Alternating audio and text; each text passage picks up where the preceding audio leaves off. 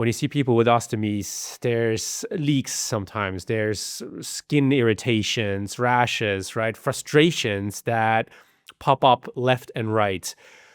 And sometimes I think it really affects people from a mental point of view as well.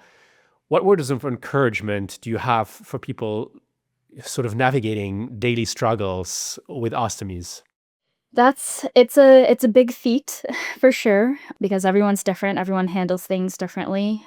I kind of do it the personal way of things. I don't openly share about my ostomy unless it's appropriate. Like, at least if I know that they're mentally there to accept that information, I will tell them. But I tell them without telling them.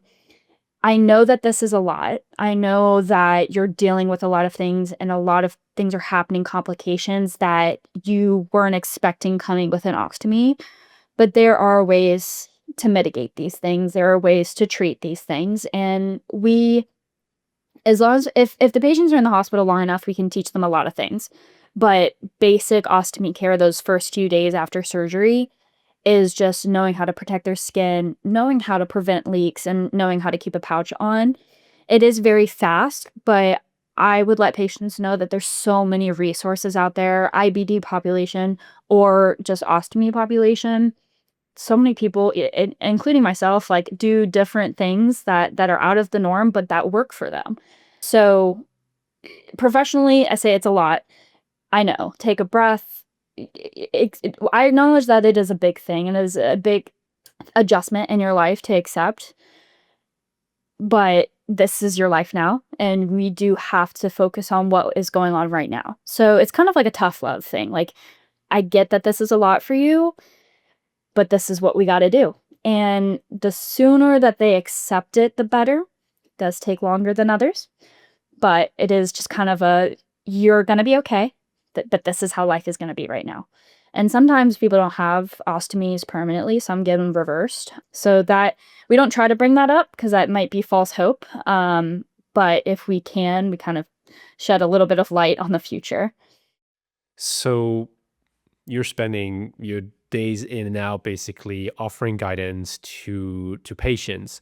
However, there's a whole population out there that is not necessarily physically affected by ostomies or by IBD. However, they are supporting someone with IBD or an ostomy. They're in love with somebody who has an ostomy or IBD. What kind of advice do you have for friends, for family members, for partners supporting someone with IBD or someone with an ostomy? There was a very good article that my mom sent me a very while back when I was like teenage years. That's covers how to love someone with Crohn's disease. So specifically my condition, but IBD in general. And a lot of the article touched on a lot of people will suffer in silence. There's a lot of things that they will want to do for themselves. And although they may look like they're struggling doing it, sometimes, as we've talked before, it is a comfort for that alone time to figure things out for yourself. So I think if you love someone in your life or are caring for someone in your life with an ostomy or IBD, it's going to be hard, but you have to give them space to accept and to work through the condition because it is something that is happening to them. So you have to give them grace with what they're going through, whether it's a new diagnosis or a new ostomy.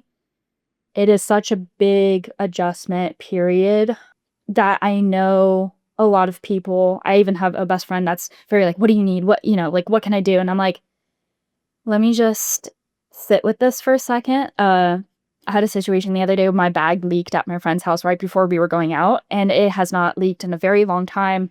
And she was like, "What can I do? Do you need to change it? Like, do you have supplies? Blah, blah, blah." And I was like, let's slow down here. Like, let me accept the fact that my bag leaked after years. Like, I'm still trying to grasp, like, how did it leak? Or sometimes if my stomach hurts from my condition, sometimes I'm like, why is it hurting? And someone's like, well, what does it feel like? What are you doing? Like, what did you eat? Blah, blah, blah. And I'm like, let me give me some time, give me some space because it is so overwhelming when some people try to overhelp that you just need some time. So my one piece of advice would be give people a grace period and accept that there's some things that they need to just do themselves to feel Physically and mentally, okay.